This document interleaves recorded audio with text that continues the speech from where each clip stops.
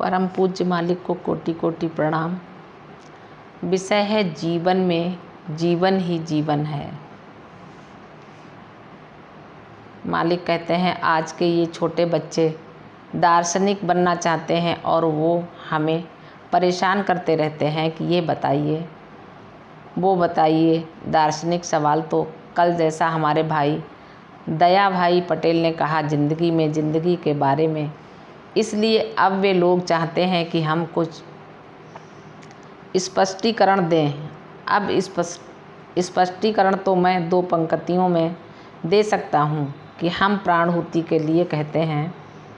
बाबूजी महाराज अपनी जान हमें देते हैं, यानी अपनी ज़िंदगी जो उनकी असलियत है वे उसे प्राणहुति द्वारा हमारे दिल में सींचते रहते हैं। जैसे खेत में पानी सींचा जाता है, वे हमारे दिल को अपना खेत बनाकर इसमें सिंचाई करते हैं, अपनी ही ज़िंदगी से, अपनी जान से। तो इसका मतलब ये है कि जैसे उपनिषद में भी कहा है, शरीर जैसे आत्मा से ज़िंदा है, आत्मा किससे ज़िंदा है? वो प्राणस्य प्राण से ज़िंदा है। तो जब तक हम एक काबिल गुरु महाराज द्वारा प्राणहुति प्राप्त नहीं कर सकते हैं, हमारी ज़िंदगी तो एक, हम क्या कहें, एक नकली ज़िंदगी है। जैसे एक कठपुतली इधर उधर घूमती फिरती है, या जैसे पुराने ज़माने में हम उन पुतलियों को चाबी दे देते थे और वो चलती रहती थी जब तक चाबी ख़त्म हो जाए। और ये चाबी हमारे संस्कार की चाबी है। जो कुछ हम अपने आप करके लाए हैं वो जब तक मौजूद है हम चलते फिरते रहते हैं, हंसते हैं, रोते हैं और आखिर में मर भी जाते हैं। लेकिन वह असली ज़िंदगी नहीं है। इसीलिए हर दार्शनिक, हर रहस्यवादी यानी संत ने कहा है कि ये तो एक ख्वाब है जो आप यहाँ ज़िंदगी समझ रहे हैं। ये तो चल रहा है, ये आप नहीं हैं। आप असल में सोए हैं। उठिए तो इसी से उत्पन्न होता है वो जो प्रसिद्ध वैदिक श्लोक कहता है, सोए हो उठो, ये तुम्हारी असली ज़िंदगी नहीं है। ये तो तुम मशीन जैसे चल रहे हो, किसी ने चाबी भर दी, वो चलता रहता है। जब वो ख़त्म हो जाएगी तो तुम भी ख़त्म हो जाओगे। इसे ज़िंदगी मत समझो। ये ज़िंदगी हासिल करने की, प्राप्त करने की कोशिश में लग जाओ। अब असली ज़िंदगी शुरू होती है और इसी को ज़िंदगी कहा जा सकता है। तो ज़िंदगी में ज़िंदगी और कुछ नहीं बल्कि मालिक की प्राणहुति को ग्रहण करना है, और इसके द्वारा हम अपनी ज़िंदगी चलाकर इस असली ज़िंदगी का अंत जो कुछ है, जैसे रामाकृष्ण भाई ने अपनी अभी बताया, असलियत के साथ एकता बनानी है। असलियत के साथ एकता बनाते हैं। इसको असलियत समझिए, ईश्वर समझिए, मालिक समझिए, सब एक ही हैं, क्योंकि कहते हैं ईश्वर सत्य है। तो सत्य क्या होता है? अब सत्संग लोग कहते हैं, हम सत्संग में जाते हैं, बहुत लोग भजन करते हैं, नाम स्मरण करते हैं, पूजा करते हैं, सब कुछ, हर चीज़ को वे सत्संग कहते हैं। लेकिन सत्संग का असली मतलब ये है, जो सत्य के संग रहता है वही सत्संग है। तो सत्संग का मतलब ये नहीं है कि 50 लोग हों या 5000, एक भी हो, वो इस सत्य के साथ संपर्क जोड़कर बैठेगा तो वो सत्संग है। सत्य तो ईश्वर है, हम इनको मालिक के रूप में मानते हैं। इसमें ज़रा सा फ़र्क पड़ सकता है। जैसे रामकृष्ण ने कहा, भाई कहा ईश्वर कौन है? हमारे लिए तो मालिक ही हैं। ठीक है, हमारी पद्धति में हम यही मानते हैं कि बाबूजी महाराज को हमने ईश्वर माना है, बाबूजी महाराज ने लाला जी को अपना खुदा माना है, और बाबूजी ने यह भी लिखा है कि अगर हमने ईश्वर को पाया, मेरे मालिक के द्वारा ही हमने पाया, इनकी ही मर्जी से हमने पाया, इनकी कृपा से हमने पाया। तो हम किसे धन्यवाद दें, ईश्वर को या मालिक को? लेकिन सत्य तो एक ही हो सकता है। तो इस सत्य का साथ संग करते करते हम इनके साथ लय होने की कोशिश में लगते हैं। हमारी पद्धति में हम इसी को मानते हैं, इसीलिए ध्यान करते हैं। लेकिन बहुत लोग डर के मारे यही भी चाहते हैं कि साहब वो वहाँ रहे, हम यहाँ रहें और हम सत्संग करते रहेंगे। अब क्या जल्दी है कि हम लय हो जाएं, क्योंकि ये ज़िंदगी का लालच भी है। साथ साथ हम समझते हैं कि ये तो नकली ज़िंदगी है, इसमें खूबियाँ हैं, संतुष्टि है, भोगने की बहुत सी चीज़ें हैं। बस ये सब गलत चीज़ है।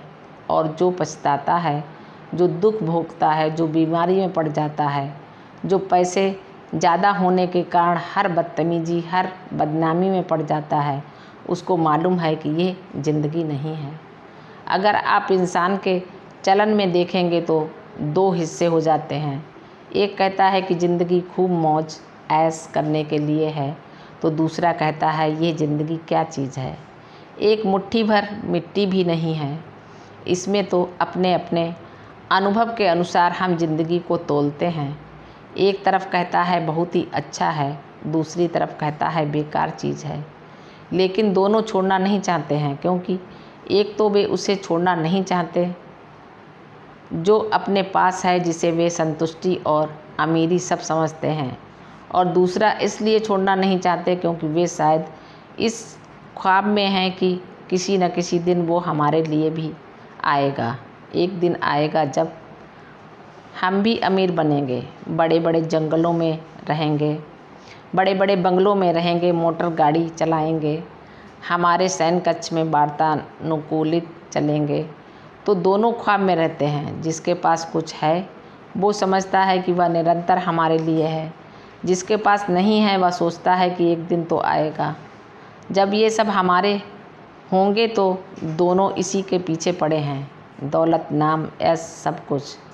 लेकिन योग अभ्यास में हमारे गुरु महाराज कहते हैं कि ये सब ख्वाब है, क्योंकि जिस दिन मरोगे बंगला क्या, मोटर गाड़ी क्या, बीबी क्या, अपना शरीर तक तुम्हें छोड़ जाना पड़ेगा। तो अभी से इसकी तैयारी कर लो, और छोड़कर कहाँ जाओगे। जिस पर गुरु महाराज की कृपा नहीं है वो तो लौट आएगा। जैसे हम छुट्टी में जाकर लौटते हैं, 10 दिन की छुट्टी और फिर साल भर की बीमारी, तो वो छुट्टी हमें नहीं चाहिए जहाँ से हमें वापस आना है। तुम ऐसी छुट्टी के पीछे पड़ो जहाँ जाकर तुम्हें लौटना नहीं है। जैसे गीता में कहा है कि वो घर जहाँ जाकर तुम्हें लौटना नहीं पड़ता वो मेरा परम धाम है। कृष्ण कहता है तो हमें इस मौत के पीछे पड़ना चाहिए। वैसे योग शास्त्र में इसे मौत नहीं कहते हैं, इसीलिए बाबूजी महाराज कहते हैं संतों की मृत्यु नहीं होती, क्योंकि वे मरते नहीं हैं, वे छोड़ जाते हैं। जैसे बाप अपने बेटे के नाम पर वसीयत लिख कर जाता है, वो अपनी दौलत को खोता नहीं है, वो दे जाता है, छोड़ जाता है। वो कहता है कि ठीक है, हमने जो कुछ भोगना था भोग चुके हैं, अब तुम ले लो।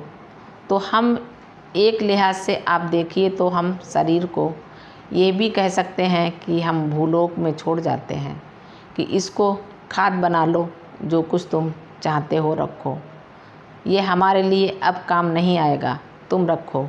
तो ज़िंदगी में ज़िंदगी वही है जो गुरु महाराज अपनी ज़िंदगी, यानी जो असलियत है ज़िंदगी का उच्चतम रूप, जो अस्तित्व कहा जाता है, सत चित आनंद में एक अंश है। इस सत के साथ हम संगत करके इसको अपने में बढ़ाकर एक दिन हम उन जैसे बनकर जब बनेंगे तब हम ज़िंदगी में ज़िंदगी प्राप्त करते हैं। तब हम शाश्वत रूप से जीवित, इसको हम जीवित भी नहीं कह सकते हैं क्योंकि वो न जिंदा है न अजीवित है। जैसे वो प्रसिद्ध नासदीय सूक्त में कहा जाता है, आप ना तो ये कह सकते हैं कि वह है, ना ही ये कह सकते हैं कि वह नहीं है।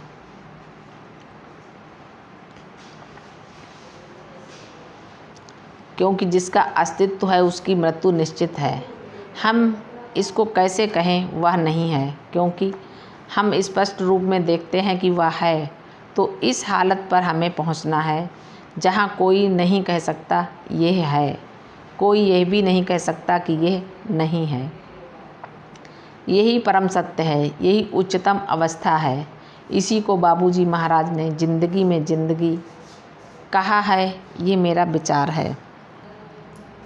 मैं सोचता हूँ कि मेरे युवा मित्र प्रसन्न होंगे कि मैंने उत्तर देने का प्रयास किया है। और आगे हम क्या कहें, कुछ कहने की तो हद ही नहीं है। बस जो बाबूजी महाराज कहा करते थे अक्सर कि साहब वक्त बर्बाद मत करिए, क्योंकि ईश्वर जाने कितना वक्त हमारे पास बाकी है। अब इसमें कोई बात नहीं है, कोई घबराने की बात नहीं है। सबके सामने बहुत वक्त है, लेकिन इसका मतलब नहीं है कि हम इस वक्त के पीछे पड़ें और सोचें कि हमारे पास बहुत वक्त है। फिर वो कछुए और खरगोश की कहानी है ना, आप सब तो जानते ही हैं।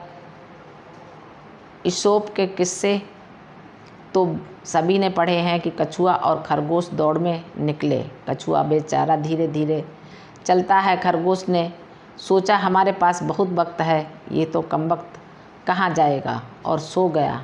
सोते सोते जाग उठा तो देखा कछुआ पहुँच गया। तो इसका तो तार्थ यही है कि धीरे धीरे चलो, लेकिन चलते रहो। लक्ष्य पर ज़रूर पहुँचना है, लेकिन जो सोचेगा कि हमारे पास बहुत वक्त है, आज नहीं तो कल नहीं तो परसों, मुमकिन है तो कभी पहुँच नहीं सकेगा। तो यही गुरु महाराज का संदेश है। बाबूजी महाराज ने अक्सर कहा है कि वक्त बर्बाद मत करो। वक्त एक चीज़ है जो दोबारा नहीं आ सकते हैं। हर दूसरी चीज़ हम प्राप्त कर सकते हैं। मर भी गए तो दूसरा हमें शरीर हमारे कर्तव्य के कारण दिया जाता है, हमारे संस्कारों के कारण प्राप्त हो जाता है। दौलत खो गई तो दोबारा हम इसको बना सकते हैं। घर बिगड़ गया तो हम दोबारा घर बना सकते हैं। हम हर चीज़ दूसरी बना सकते हैं, हम वक्त दूसरा नहीं पा सकते हैं। तो ये याद रखकर आप लोग इस पद्धति में आ गए मालिक की कृपा से। अपनी हम क्या कहें खूबी, संसार की खूबी के कारण हम यहाँ आ गए। हम इस मौके को हर तरफ से सही ढंग से प्रयोग करके, उपयोग करके सब अपने लक्ष्य पर पहुँचें। मैं मालिक से यही प्रार्थना करता हूँ। धन्यवाद। मालिक को कोटि कोटि प्रणाम। सभी अभ्यासी भाई बहनों को नमस्कार।